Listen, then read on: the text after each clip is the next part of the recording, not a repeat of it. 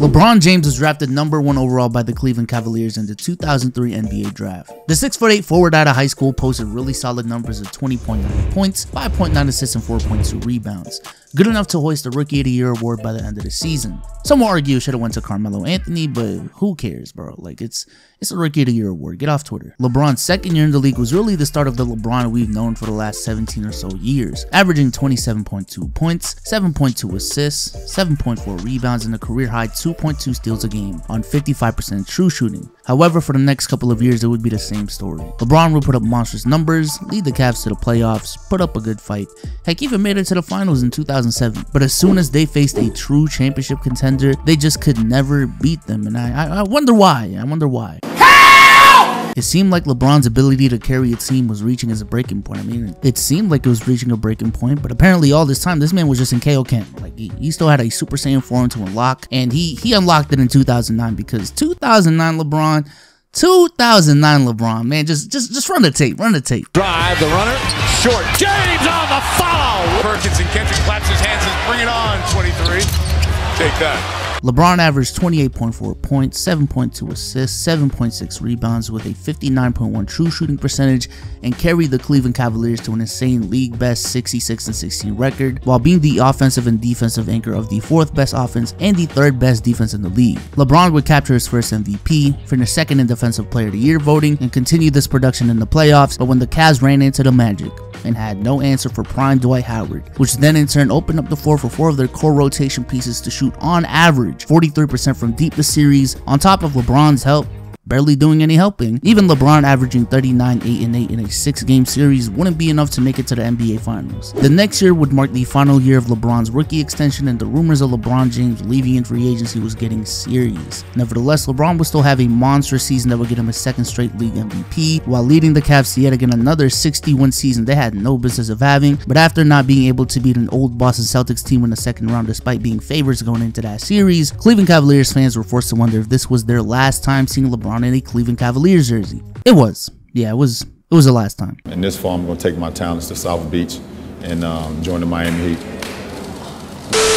This was the summer where LeBron James went from the NBA's golden boy to the NBA's biggest villain. Fans were burning jerseys, and everyone was calling LeBron weak for stacking the deck in his favor and taking the easy way route to an NBA championship. I mean, MJ would never. Nevertheless, though, LeBron James embraced the villain role. The Miami Heat by the end of the season became the unstoppable juggernaut we knew that we're going to be at some point. The Heat would then match up with the Dallas Mavericks in the finals, who were severe underdogs going into the series. The Mavs making it to the finals at this point was already a massive overachievement. Meanwhile, for the Heat, the expectations for them wasn't just to make it to the NBA Finals, but win in convincing fashion, given the talent gap that they not only had on the Dallas Mavericks, but on the rest of the league. But that didn't happen. While this was an embarrassing moment for LeBron, you know what they say. Keep poking the beast and at some point you'll regret it. Do they even say that? They probably don't, but you get the point. The next 3 seasons would comprise of some of the greatest seasons of LeBron's already elusive career. In this 3-year stretch, LeBron James would win back-to-back championships, back-to-back MVPs, make it to the finals every single year, put up historic numbers, and was demonstrating exactly why he deserves to be in the conversation with the very best the league has ever had to offer. After the Heat were mollywopped in the finals by the San Antonio Spurs in their 2014 revenge tour, and after it became evident that Wade and Bosh's injury problems were becoming a major problem, LeBron decided to go P. Diddy on everyone and return back to Cleveland, where he would once again find a way to stack the deck in his favor, teaming up with young star point guard Kyrie Irving and at the time a top 10 player in the league, Kevin Love. Now, in their first year together, the Cavs had a pretty rocky regular season filled with injuries, chemistry issues, and LeBron taking a very noticeable dip in his efficiency compared to his Miami days. But nevertheless, because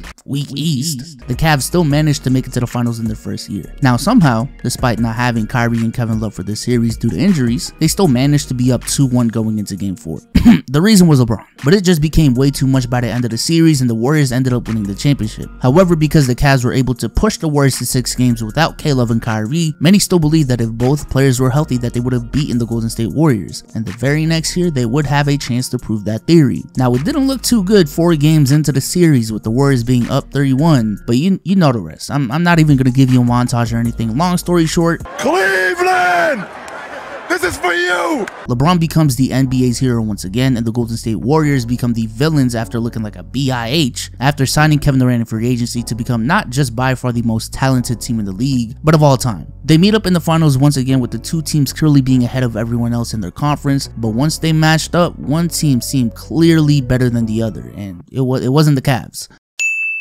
After the finals, to everyone's surprise, Kyrie Irving would demand a trade in the offseason, which would then end up with the Cleveland Cavaliers sending Kyrie Irving to the Boston Celtics in exchange for the hopes of Isaiah Thomas coming back from a major injury and being the 27-point per game scorer he was the season prior. He didn't, and by the end of the season, the Cavs went from arguably being the deepest team LeBron's played with to just a hot pile of mess that LeBron James was keeping afloat. Because LeBron was just a floor-raising beast, the Cavs somehow managed to make it back to the NBA Finals, but with the Warriors already outclassing them with a better squad last season, the Cavs just had no chance.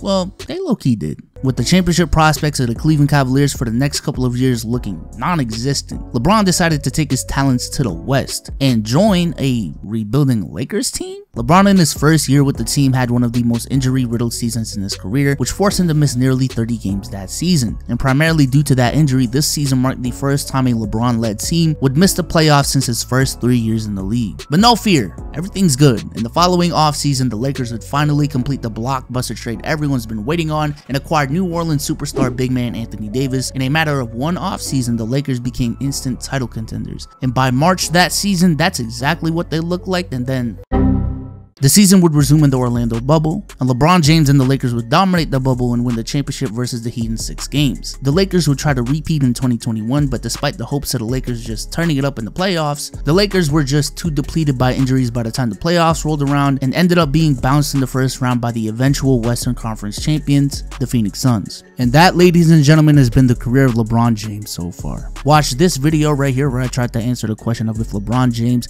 could finish his career with 40,000 points. But with that being said, I hope you guys enjoyed this video, and I'm out. Peace.